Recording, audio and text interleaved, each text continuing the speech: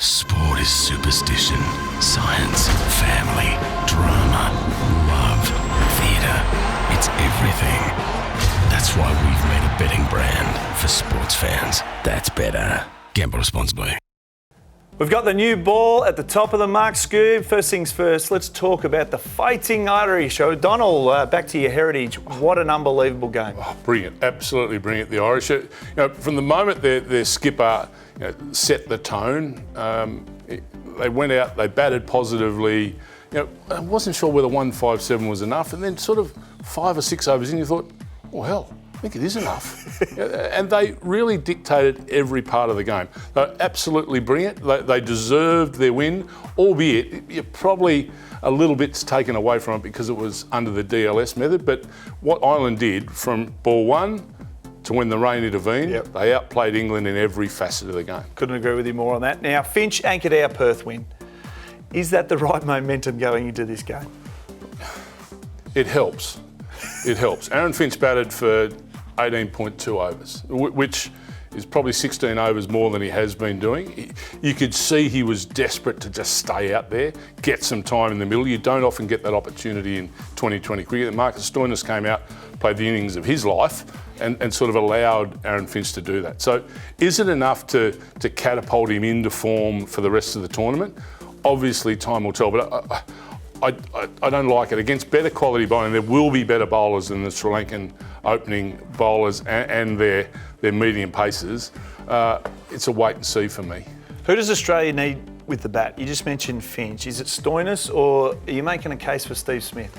Well, the openers are important. I've harped on that from the start. You've got to get off to a good start. The one thing, Australia's going in hitting mode basically right through their order. I just would like to see Steve Smith in the middle there as an anchor, very much like a Kane Williamson for New Zealand.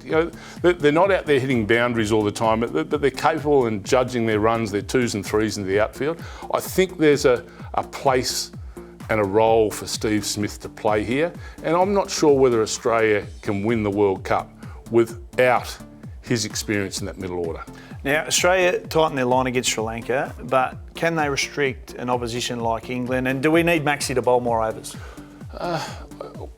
This is where I think we're being over-analysed and over-coached a touch. Mitchell Starc, if you were a batter, when you walked out and you saw Mitchell Starc standing at the end of his run, you start to think, well, if he bowls one of those non-playables, we're off to a horror start. And everyone in the dressing room is thinking the same thing.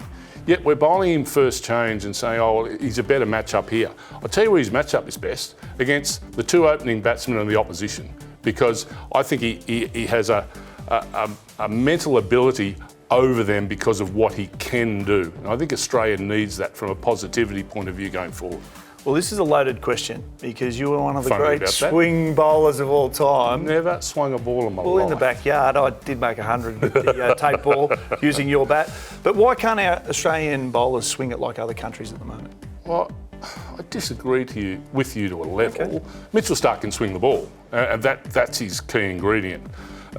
When you bowl in the subcontinent, you bowl in England, you're taught to bowl the ball further up. In the subcontinent, you're not going to get any bounce. So you've got to try and get some swing. So they become more proficient at what they do in swinging the ball in the subcontinent, as silly as that sounds. And then in England, that's very much the way you play cricket. You're bowling a metre further up than you do in Australia.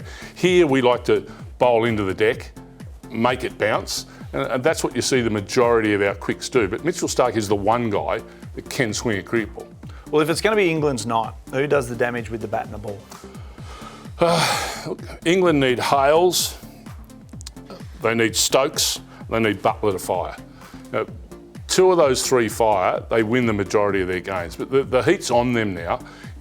Australia's got to sniff again with Ireland beating England. Yeah, but true. I can't see England playing as poorly as that again. So those 3 guys, the pressure comes on them now. They're very experienced T20 cricket. They came here with plenty of pats on the back that they can lead England to Cup glory.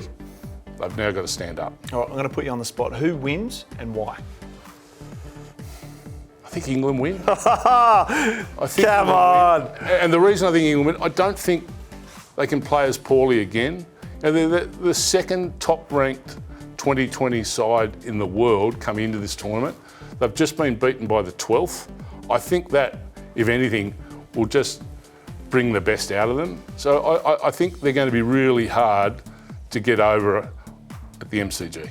That is an incredible spell from Simon O'Donnell with the new ball. The betting brand for sports fans. That's better. Gamble responsibly.